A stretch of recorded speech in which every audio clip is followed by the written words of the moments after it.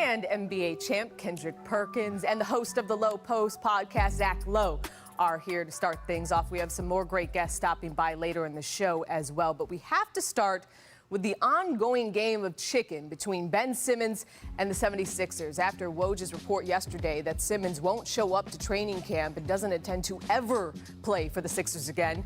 Doc Rivers appeared on First Take today and gave his goals for Simmons in the coming weeks. Take a listen. It was a good conversation, and he gave his reasons, which we obviously didn't agree with. But, you know, Stephen, I think in sports, and you've been around it a lot, there's been so many times that this has happened that hasn't been reported, and the guy comes back. So, listen, we're going to go through it. We're going to always do what's best for the team. But I can tell you up front, we would love to get Ben back. And if we can, we're going to try to do that.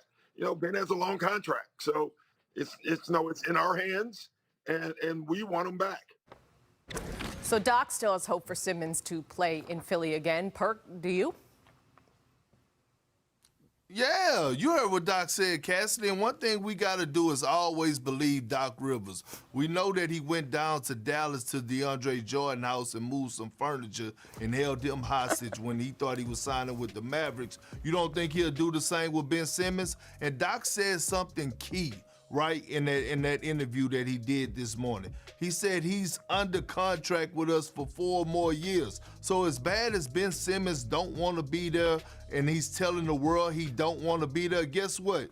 Philly don't have to trade him. That's what a lot of people don't realize. Like, he doesn't have to get traded. Philly doesn't have to trade Ben Simmons if they don't want to. And I feel like the reason that Ben Simmons is not going to Philly is because he know that once he steps foot into that facility, once he sees some of the guys that he are cool with, once he start getting that good energy and good vibe, his mind is going to change. So with that being said, he's trying to stay away for that particular reason, and I understand it, but Philly don't have to trade him. Yeah, and Daryl Morey has shown that he's fine being in uncomfortable situations in the past. But Zach, the Sixers still haven't made a conference finals since trusting the process.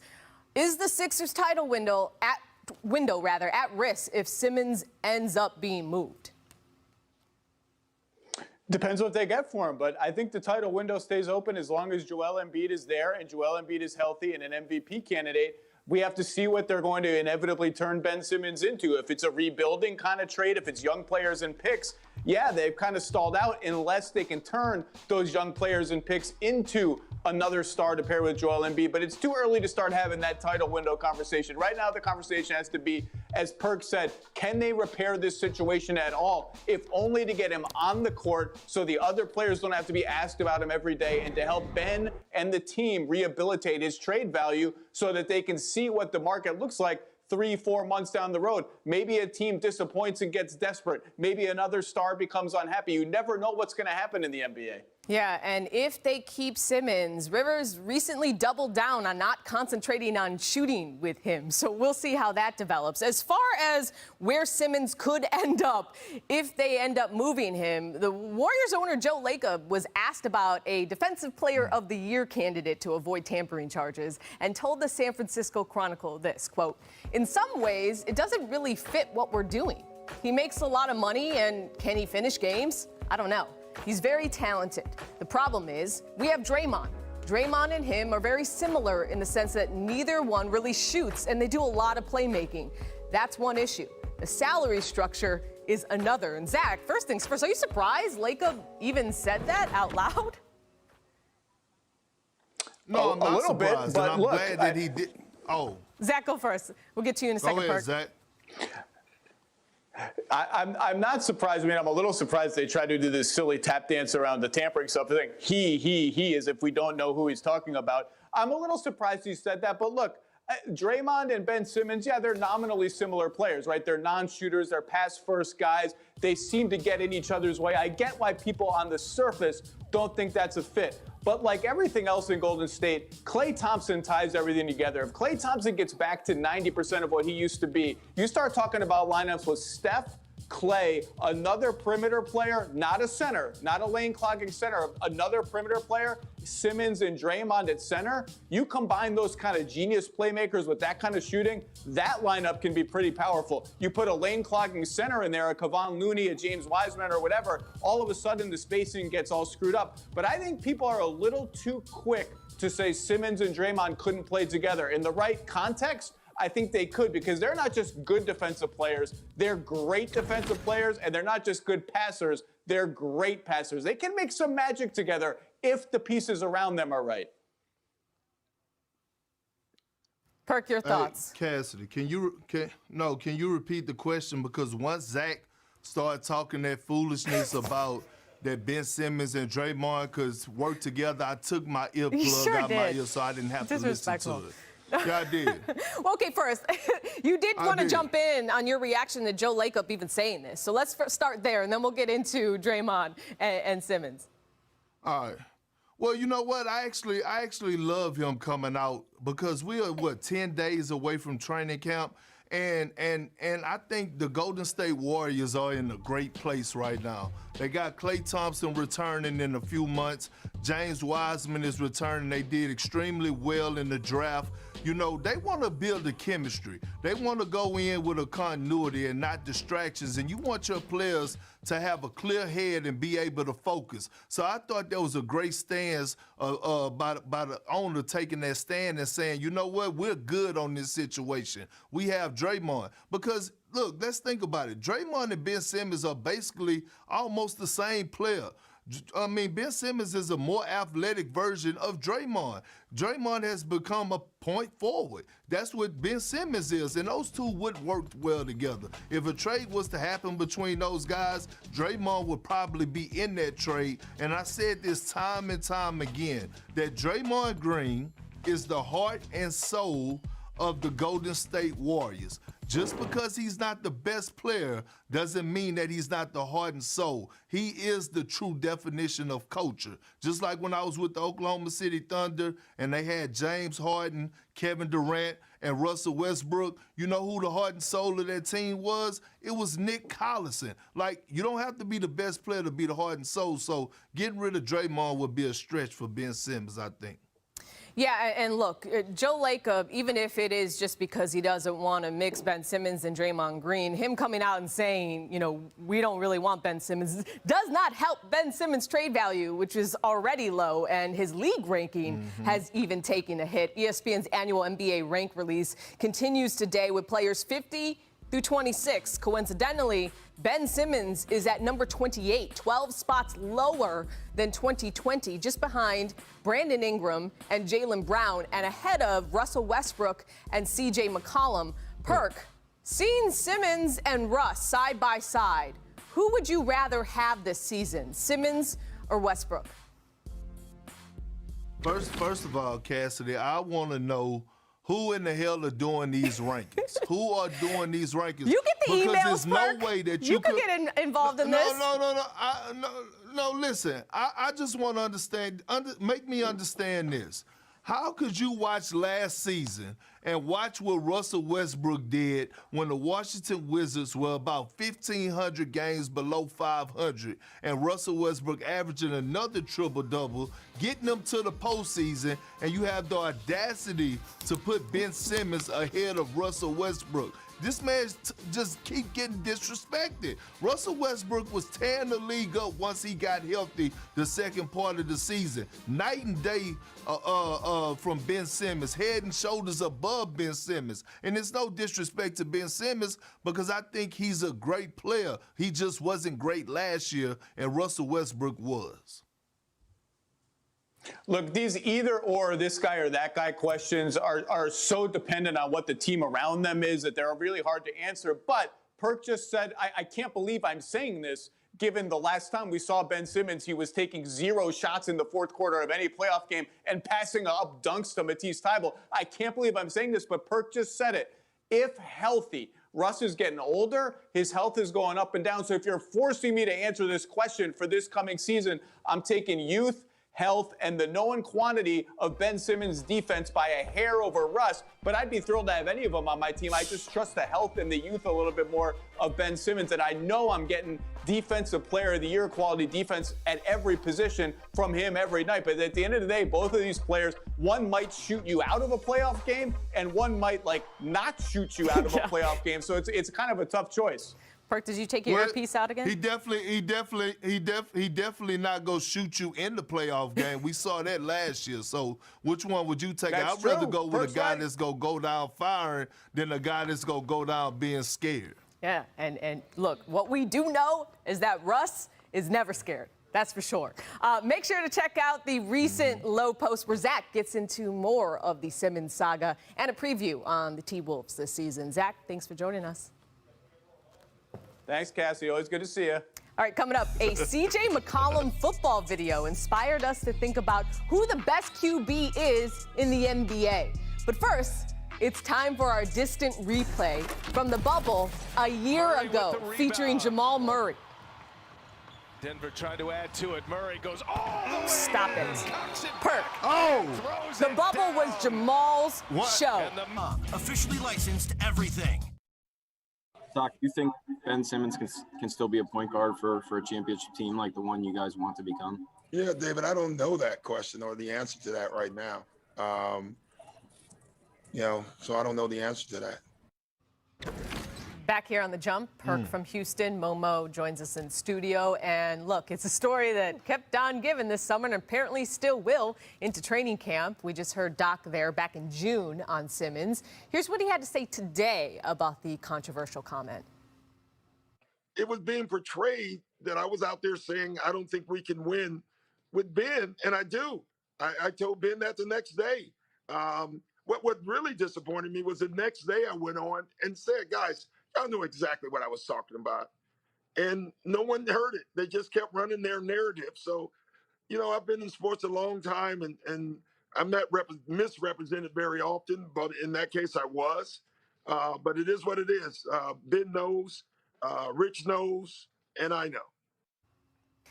So, Ramona, what's your reaction to Doc's explanation? And do you think the confusion around it is partly to blame for this drama with Simmons? I don't think his comments has all that much. We're going to say it does now, but I think the issues that Ben has with the Sixers and everything, I think they go way before Doc or Embiid's comments. Even in that last playoff series, he was not right, as we all talked about every day. I mean, it didn't look like he wanted to be out on the court. Didn't look like they wanted him out on the court. That's a tough place for a franchise player to be. And I think, I spoke to somebody very close to Ben this week, and it's really it's not so much that Ben feels like they wronged him or that Doc said something that he can't take back. Ben just needs a fresh start.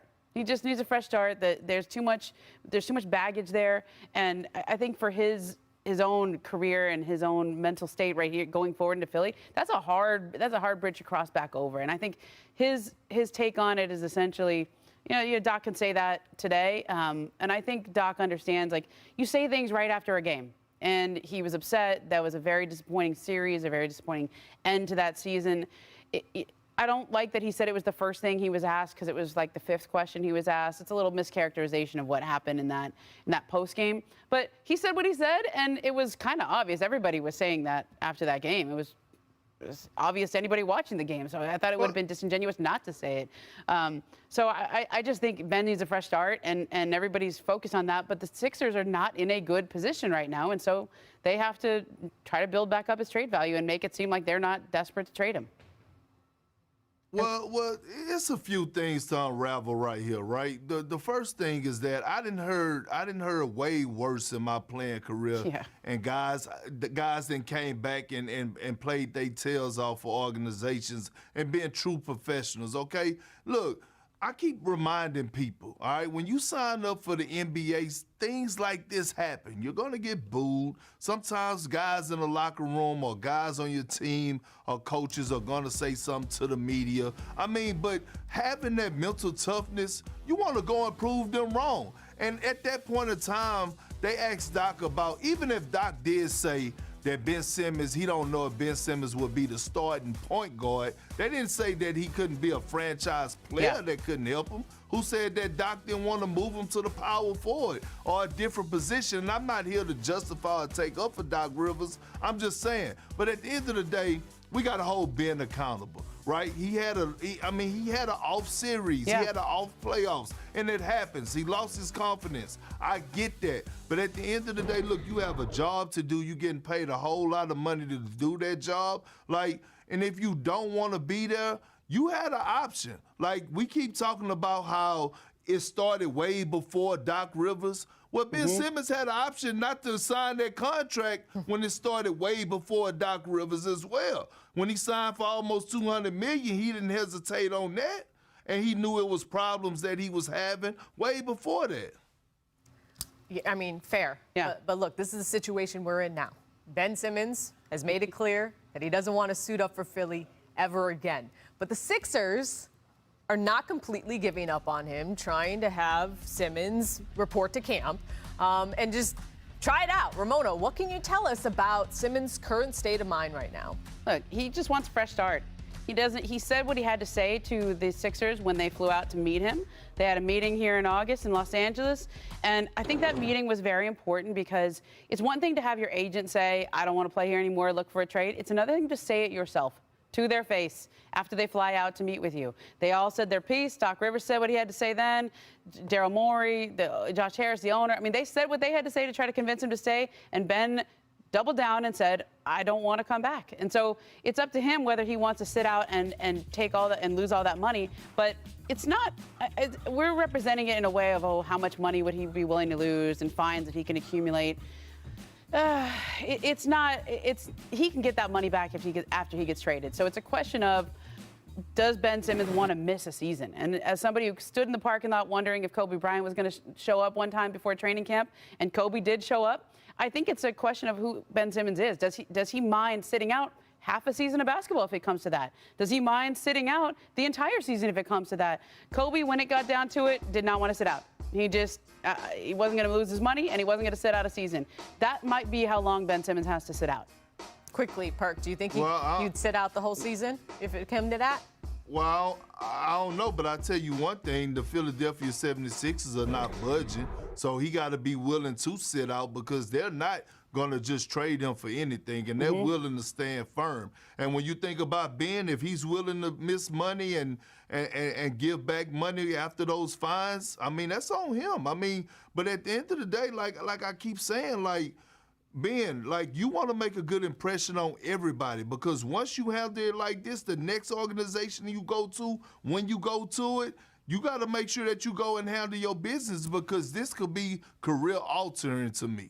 I mean, as for the Sixers, the longer this goes, the more the rest of the team will have to answer for him, which could cause distractions in that locker room. And we'll see. Starts Monday at training camp. Speaking of, coming up, Jaylen Brown said the Celtics need to get all the media noise out of their locker room. Fortunately, Celtics media member Kendrick Perkins is here to respond to that. Next on The Jump.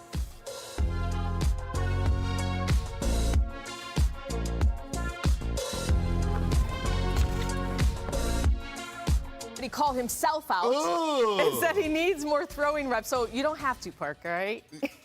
You don't have to. Yeah, I mean, that is just horrible. Look how But it that got is us thinking, disgusting. who in the NBA would make the best NFL QB? Let's run it back.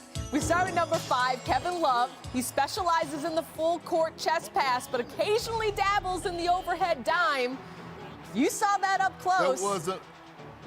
That was a nice dime, Caster, but the only thing is that you can't throw a football with 2 hands. That's fair. See, you're really literal with this.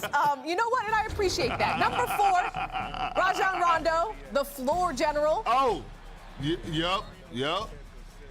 You talk about a guy that will make a hell of a quarterback. Rondo would for sure. Absolutely. I mean, let alone like his IQ, let alone, but he sees everything. How about number 3? You see that? Reigning Rookie of the Year, LaMelo Ball. Underhand, sidearm, overhead. Ooh. He has all the throws.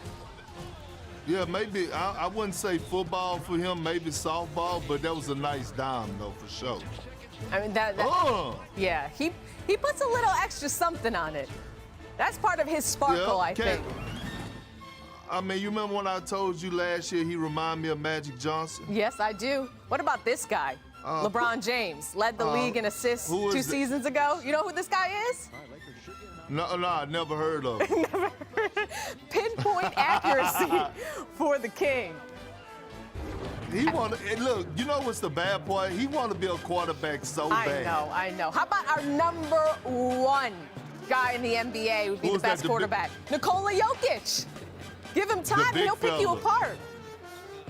I mean, he'll be just like Big Ben. I don't know if he'll be able to scramble out the pocket, but he could throw the football. I like these comparisons. Now, look, here's a look at all of them in pads. Park, did we get the order right?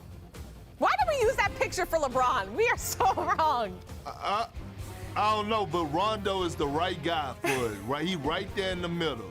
Is that Justin Herbert, right? He would be, is that Denver? What is that? I don't know whose bodies these are, but this is not right.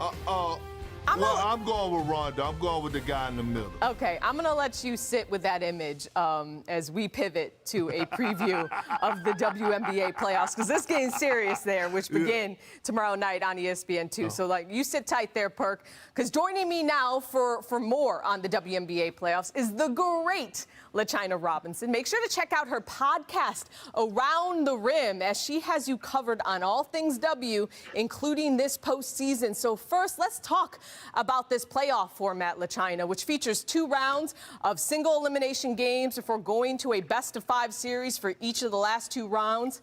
First and foremost, are you a fan of this current format? Well, Cassidy, the operative word there is fan. I mean, if you are watching the WNBA playoffs, or if you're a member of the media, just kick back, having our popcorn, you love it because you instantly get that Game 7 vibe, that NCAA tournament, win or go home type of pressure. So yes, I absolutely enjoy it. Now, if you are one of these teams or the players, you don't love it because you come in, you have one bad shooting night, you're a little bit rusty, and guess what? You're going home. But for those of us that get to watch, I am really excited about this format and kicking off the playoffs on Thursday. Yeah, it's all or nothing. Meanwhile, the Sun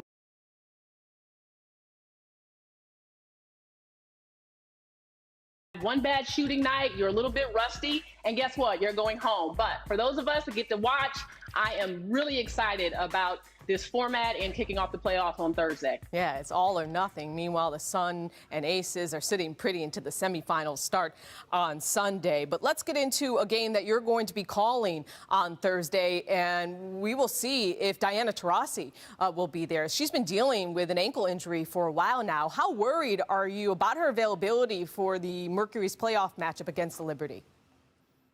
I'm not really worried at all, Cassidy. And I know before everyone goes crazy, we are talking about Diana Taurasi. We're talking about the White Mamba. We're talking about arguably the GOAT, right, of the WNBA. But what we've watched throughout the course of this season is how Skylar Diggins-Smith and Brittany Griner have proven that they can carry this Phoenix Mercury team. I mean, Skylar Diggins-Smith, Brittany Griner, I expect both of them to be first-team All-WNBA. Skylar's pick and roll with Brittany cannot be stopped. Her defense this year is tougher than ever. She has been on a tear since the Olympic break. And then Brittany Griner dunking more often than we've seen. She's been really aggressive at going to the rim. I'm not concerned about the absence of Diana Taurasi in this first-round game. The other thing that Phoenix has on their side is their supporting cast has gotten better throughout the course of this season. They added Bria Hartley back into the mix. She looks really good. Kia Nurse is shooting the ball better in the second half of the season. So we have seen the Phoenix Mercury get stronger. So they can take a little hit, Diana Taurasi, if she's missing in this first game. But they will absolutely need her as the playoffs roll on. Yeah, Phoenix is 7-9 this season when Diana is out. But to your point, I don't know if there is an answer across the league to Brittany Griner. So that is definitely a must-see matchup. Our other matchup tomorrow features the Dallas Wings taking on the Chicago Sky. Is there any added pressure on Candace Parker to deliver a playoff victory in her first year with the Sky? There's absolutely pressure, and I wouldn't say it's all on Candace Parker, but it's on the Chicago Sky organization. You don't add a two-time MVP to the roster and lose in the first round of the playoffs like they did last year. The hope is your team gets better. However, this does not all fall on the shoulders of Candace Parker. Chicago was 1-8 when Parker was out of the lineup, and in my opinion, they're just too good for that. They've got maybe the greatest passer in the game right now in Courtney Vandersloot. Kalia Copper is probably their most important player for what she brings on both ends of the floor, defensively, in transition, the number of ways that she can score. You've got Allie Quigley, who has been shooting the ball from the three-point line on fire since the Olympic break at 50%. So you've got Dolson, Diamond DeShields coming off of the bench. This cannot all rest on the shoulders of Candace Parker. Now, the concern coming into this game is that Chicago has not played well towards the end of the regular season. So James Wade is hoping that his team can step up their playoff intensity, because if they do not, Arike Agumbawale and the Dallas Wings, young, wild, and free, that's what I call that team, are ready to step in and really excited about their playoff debut and how they will perform. Yeah, I mean, look, they may not have WNBA experience, but that team has experience of stepping up when it matters most in the college level, that's for sure. So not only is everything on the line Thursday, it is a star-studded night. Appreciate your insight, LaChina, and for joining us on The Jump. Thanks for having me, Cassidy. Thank you. Reminder, the WNBA playoffs tip off tomorrow with a double-header on ESPN2 and the app. These first-round games are both single elimination, so it's win or your season is over. The Dallas Wings take on the Chicago Sky, 8 Eastern. Then the New York Liberty square off against the Mercury. Coming up, NBA champ and current Dancing with the Stars contestant IMAN Shumpert joins us to talk about how that experience is going. IMAN Shumpert, welcome back to The Jump. Good to see you guys again. Well, first of all, you got robbed by the judges. If you don't advance, the NBA world is rioting, and I'm going to be leading the charge. But you look so comfortable out there. Not sure if Tiana coached you up, but with that one show under your belt, what was your first impression of that experience on Dancing with the Stars? It was a lot of fun. I think it's just a new space for me. I'm always into doing new things and trying new things. I think I got a great coach. She came up with a great routine. It's something that I think even though I'm not a ballroom dancer, I think she put me in the realm of something that would be comfortable for me on both fronts. So I'm really excited about just having my partner making up all the choreo. Well, even if the ballroom audience didn't take to it, the NBA world certainly did. All sorts of current and former players, including LeBron, KD, Richard Jefferson, reacted to your performance on social media. Who was the first person that texted you, and did you expect to get that kind of reaction? I wouldn't be able to tell you who the first text message was. I just know a lot of people were hitting me up saying that, a lot of my NBA brothers was tweeting and, mentioning it on their Instagram stories. And everybody was really excited because I don't think anybody has seen a basketball player do well. I think right now the basketball player, I believe we're suffering behind football right now in the Dancing with the Stars world. So we gotta catch up, man. Those football guys is really, really good with their footwork. So I'm just trying to, get us in the mix, man. Try and get us in the lineup. Look, you're multi-talented. You're a dancer. You're a rapper. Of course, you played in the NBA. How did playing in the league help you prepare for this opportunity at all? Playing in the league is just about a lot of focus and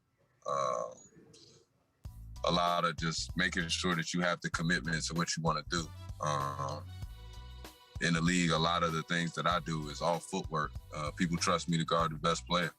And I have to be able to match their footwork and understand what they're trying to get accomplished at all times. I always joke around my teammates about having the best hands in the business. So if you put those two together, man, I should be able to dance a little bit. Man, I should be able to move. I got to work on it. The tango, salsa, all that stuff, I'm going to have to work on it. You know what I'm saying? I don't got all them zesty moves, but I'll get there. I'll get there. I mean, you'll get there. You're learning. It's a whole week process. I know you're putting in the work. Speaking of teammates, you were teammates with two of our current teammates here on the jump, Richard Jefferson and Big Perk, who is watching. Who was the better teammate in your mind? I wouldn't say a better teammate. I think that they were both great teammates. Both of them, of course, being older than me being a fan of both of them, outside looking in, being outside the NBA, being younger and just seeing those guys as I'm coming up to be on the same team as them.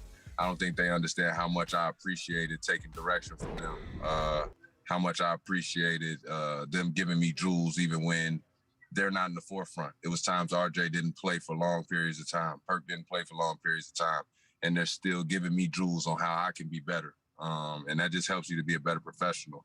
Not even if you're not raising the level on your game at the moment, you're constantly working on yourself as a professional. You're constantly working on yourself as a man. And I think both of those guys do a great job at instilling that in their young players. Speaking of taking direction, Iman, we know you're in a house full of women, and we get a close-up look at that on your reality show with your family. You and your wife, Tiana, may be the stars, but it's your two girls who are the real stars in the family. How's it been going on that reality show for you?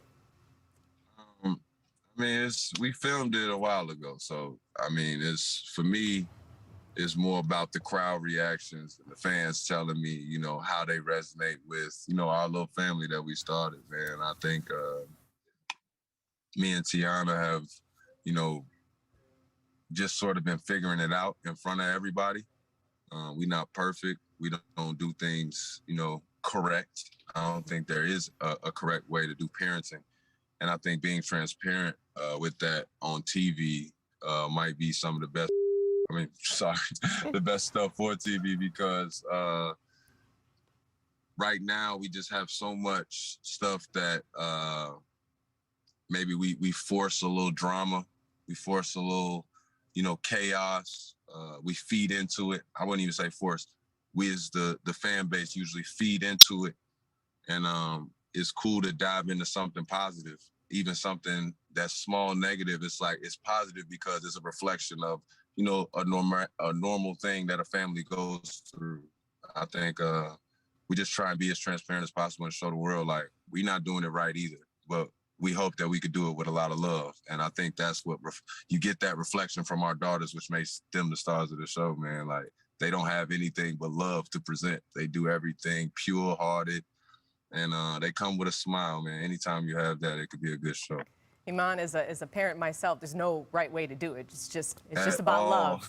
It's just about love. And I'm sure they love you on Dancing with the Stars. Don't miss it. Mondays, 8 Eastern on ABC. Make sure to vote. Thanks for joining us on The Jump, Iman.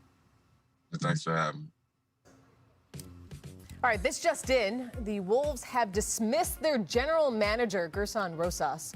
And I want to bring in Kendrick Perkins and Ramona Shelburne, who joins me in studio for more on this. And Momo, I want to start with you.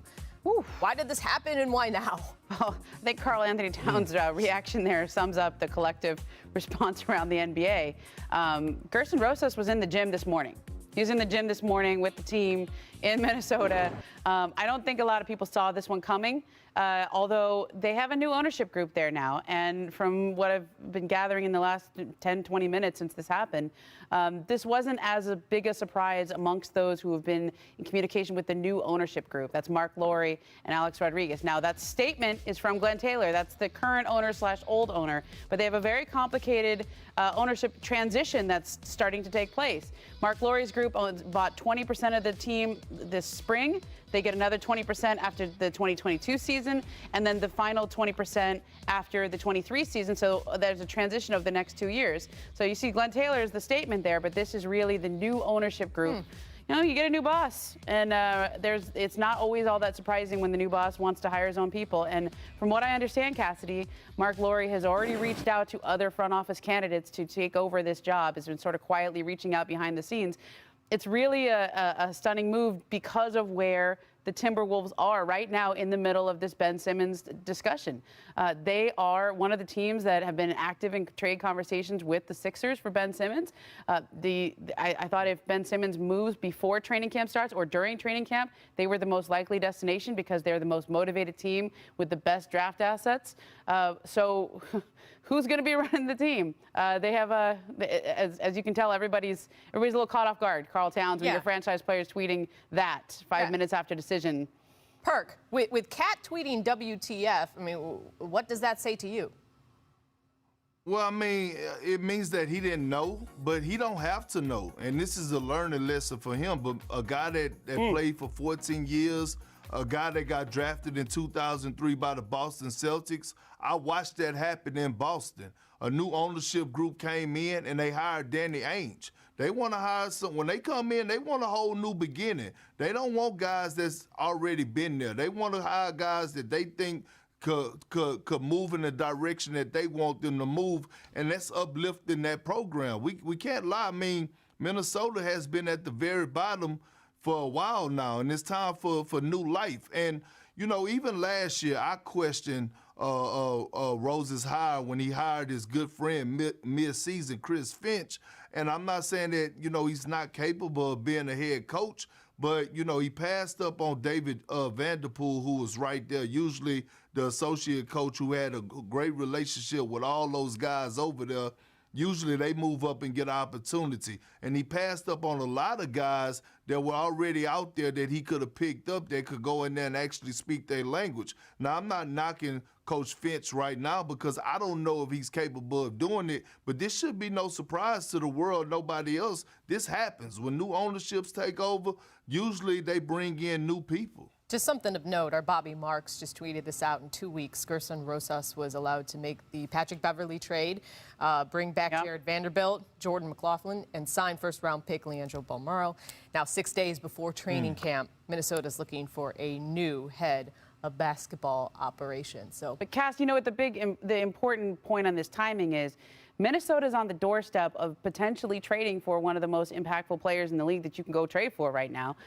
They're in these discussions, and if your ownership that is going to be taking over and paying those salaries and having that team, you want your guy making that trade if indeed they go through with this. You know, I don't know what this does to the current state of negotiations because I'm stunned at the timing of this because of how much people in Minnesota were preparing as if this is what they had going into the season. I mean, as of this morning, Gerson Rosas was in the gym with guys in Minnesota working out, talking player development, talking culture building. I mean, this definitely caught him and others there by surprise. And yeah, training camps open next week. All right, as we head to break, here's what The Jump recommends for today on ESPN.com and the ESPN app. Oh, more on Ben Simmons. Tim Bontemps and Bobby Marks teamed up to summarize everything you need to know about